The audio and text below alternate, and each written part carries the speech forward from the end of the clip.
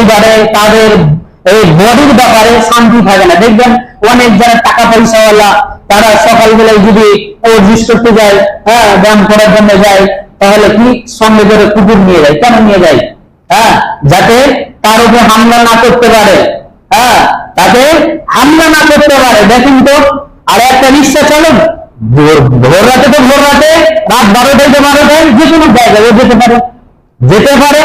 হ্যাঁ, তো দিন থাকলে যে পরিবারে দিন থাকবে, টাকার পয়সার ব্যাপার নাই, এটা ধনীর ব্যাপার নাই। যে পরিবারে দিন থাকবে, ইসলাম থাকবে, ওই পরিবারে শান্তি থাকবে।